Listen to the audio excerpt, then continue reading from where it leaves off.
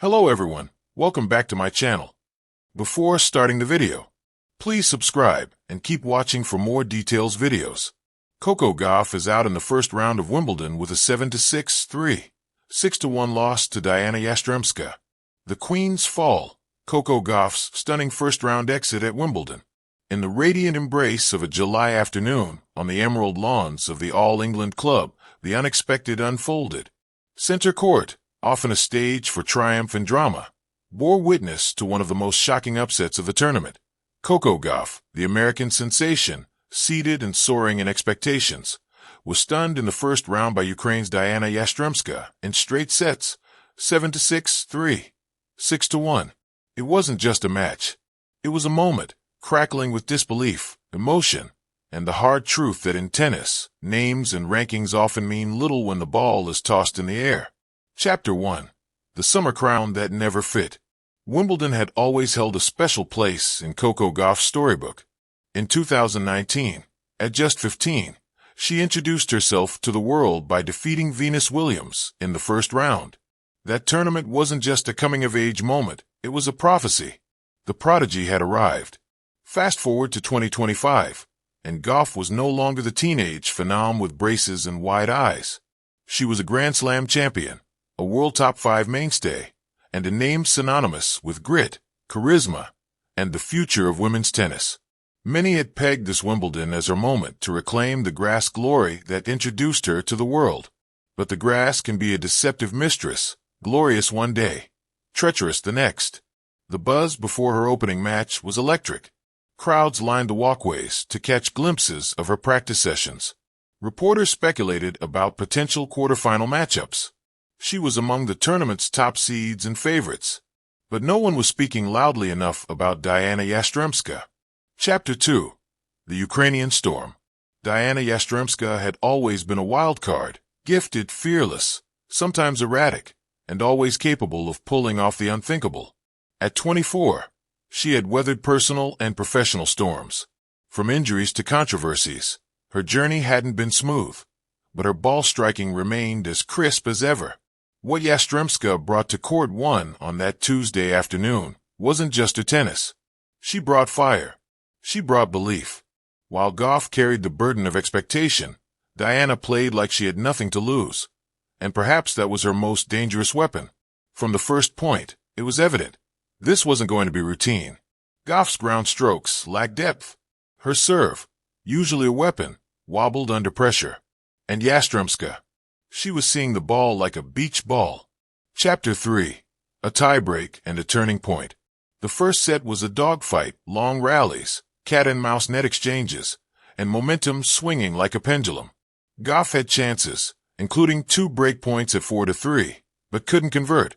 Yastremska's backhand down the line, her signature shot, painted the corners with alarming precision. When they reached the tiebreak, the tension was palpable. Gauff blinked first, 2 unforced errors, followed by a double fault, and suddenly, she was down 5-1. The crowd tried to rally behind her, but Yastremska remained cold, calculated. She clinched the breaker 7-3. Gauff tossed her racket into her bag during the set break, not in anger, but almost in disbelief. The script was unraveling. Chapter 4. Collapse in the Grass. The second set was a blur. Where the first was a contest, the second was a surrender, unintentional, emotional, but undeniable. Gauff's serve, which had rescued her countless times, was broken twice early. She looked tight, her movement sluggish, her eyes searching for answers in her box, where her team sat in silent concern. Yastremska, by contrast, grew bolder. She rushed the net, played drop shots, hit aces. The crowd, initially subdued, began buzzing with the realization that they were witnessing a historic upset. At 5-1, Yastremska served for the match. A final backhand winner, as clean and ruthless as any in her career, sealed it. Coco Gauff was out in the first round. At Wimbledon. Chapter 5. The Silence After. The locker room after a loss like this is a cathedral of what-ifs. Gauff faced the press an hour later, dressed in Nike whites, her voice calm but her eyes betraying the inner storm. She answered every question with grace. I didn't play my best. It's tough. But credit to Dayana. She played lights out, she said. Asked about expectations and pressure, she offered a moment of reflection. It's part of the journey. You win some slams, and people expect you to win every match. But tennis doesn't work like that. That's the beauty and the heartbreak of it. The press conference ended quietly. The headlines, however, did not. Chapter 6, Legacy, interrupted. What does a loss like this mean for Coco Gauff? In the grand arc of a tennis career, perhaps not much. Serena Williams lost in the first round of Roland Garros once. Roger Federer exited early at Wimbledon before returning to win multiple more titles. Losses sting, but they don't define. Still, for Gauff, this defeat was a moment of reckoning. Was it the pressure of being a favorite? The mental fatigue of a long season? Or simply a bad day against a fearless opponent? Likely a blend of all three. But there's another truth. Coco Gauff is 21. Her career is still in its sunrise phase. And sometimes, the fall is where the fire is rekindled. Chapter 7. The Tennis Gods and Their Lessons.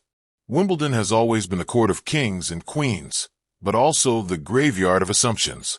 For every fairy tale run, there's a heartbreaking stumble. The grass doesn't care who you are, only how you play. And on this day, Coco Gauff met the brutal honesty of tennis. There are no guarantees.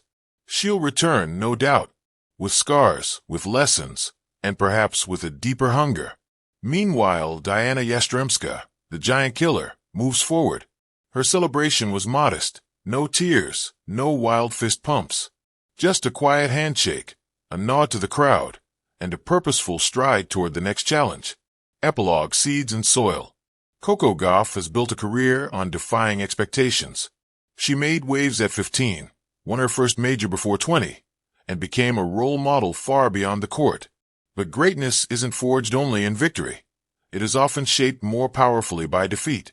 Wimbledon 2025 won't be remembered for a Gauff coronation, but it might be remembered as a turning point, a reminder that even the brightest stars sometimes need darkness to burn brighter.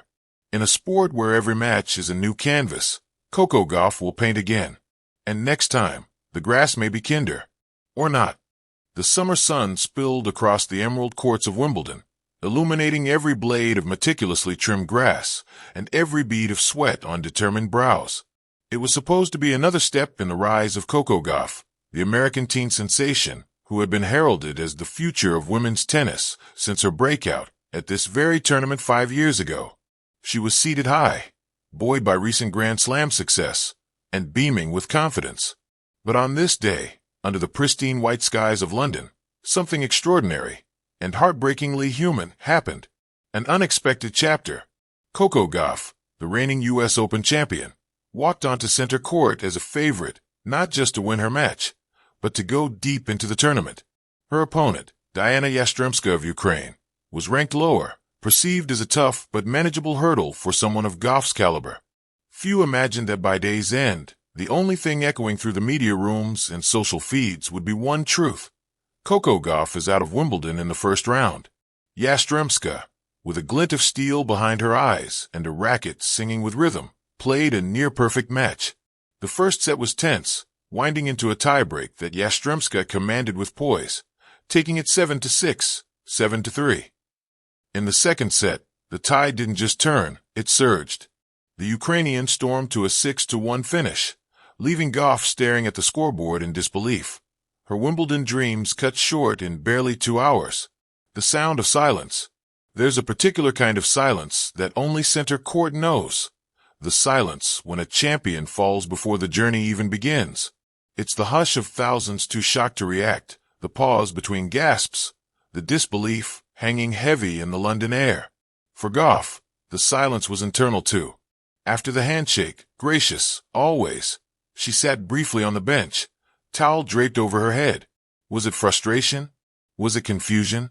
Or was it simply the overwhelming weight of expectation collapsing into the stark finality of a first-round exit? From prodigy to pressure. At just 20 years old, Gauff has already lived a tennis life filled with the kind of highs some never reach. She burst into public consciousness in 2019 when, at 15, she defeated Venus Williams at Wimbledon. Since then, she has grown, physically, emotionally, and tactically. winning her first Grand Slam at the 2023 U.S. Open and rising to the top of the WTA rankings. But with that ascent comes pressure. And pressure, no matter how poised the player, finds ways to seep in.